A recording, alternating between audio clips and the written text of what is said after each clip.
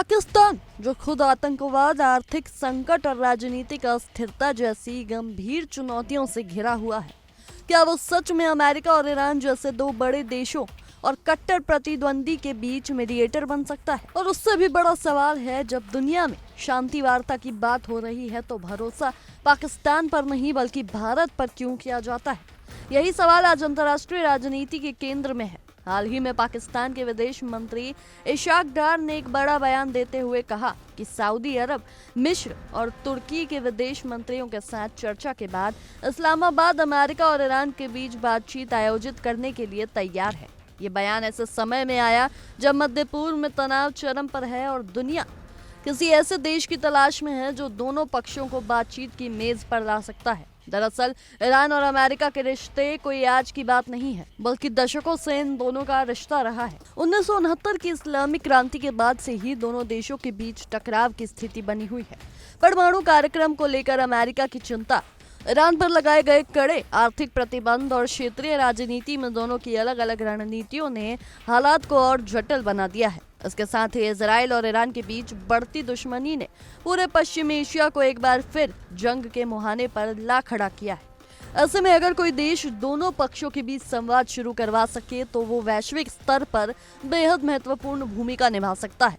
लेकिन जब पाकिस्तान खुद को इस भूमिका के लिए पेश करता है तो कई सवाल अपने आप खड़े हो जाते हैं। पाकिस्तान की आंतरिक स्थिति किसी से छिपी नहीं है। एक तरफ देश गहरे आर्थिक संकट से गुजर रहा है, जहां महंगाई चरम पर है और विदेशी कर्ज का बोझ लगातार बढ़ता जा रहा है।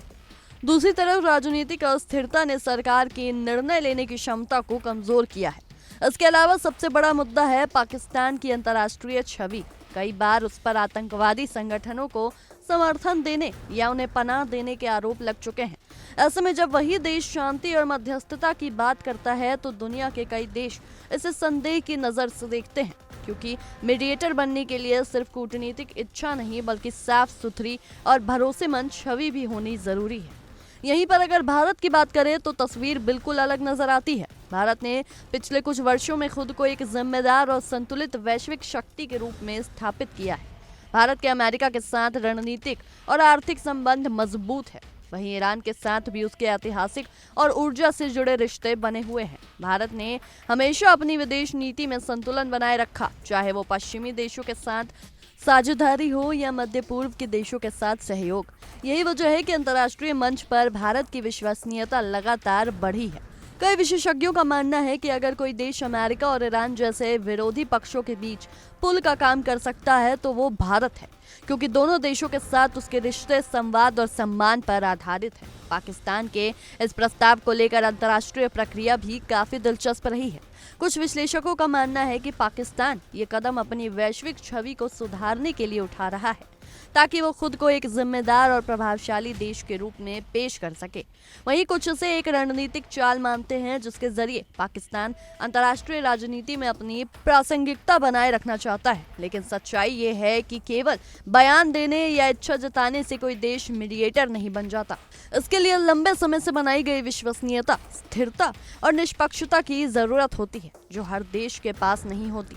असल में मीडिएशन एक बहुत ही संवेदनशील प्रक्रिया होती है। इसमें सिर्फ दो देशों को बातचीत के लिए तैयार करना ही काफी नहीं होता, बल्कि ये सुनिश्चित करना भी जरूरी होता है कि दोनों पक्ष उस मध्यस्थ पर भरोसा करें। अगर किसी एक पक्ष को भी ये लगे कि मीडिएटर निष्पक्ष है या उसकी अपनी कोई छुपी हुई मंशा है तो पूरी प्रक्रिया विफल हो सकती है। यही कारण है कि दुनिया में कुछ ही देशों को इस तरह की जिम्मेदारी सौंपी जाती है, जिनकी छवि निष्पक्ष और भरोसेमंद होती है। इस पूरे परिदृश्य में पाकिस्तान की सबसे बड़ी चुनौती उसकी विश्वसनीयता ही है। जब तक वो अपनी आंतरिक समस्याओं को हल नहीं करता और अंतर्राष्ट्रीय स्तर पर अपनी छवि को नहीं सुधार पाता, तब तक उसके लिए इस तरह की कड़ी भूमिका निभाना बेहद मुश्किल होगा।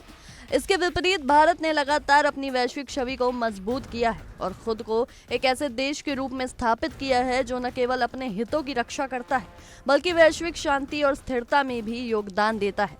अब सवाल ये उठता है कि क्या पाकिस्तान का ये प्रस्ताव वास्तव में किसी ठोस परिणाम तक पहुंचेगा या फिर ये सिर्फ एक कूटनीतिक बयान बनकर रह जाएगा। फिलहाल जो संकेत मिल रहे हैं उनसे यही लगता है कि बिना भरोसे के कोई भी देश मीडिएटर की भूमिका में सफल नहीं हो सकता और मौजूदा वैश्विक परिदृश्य में भरोसा ही सबसे बड़ी पूंजी है।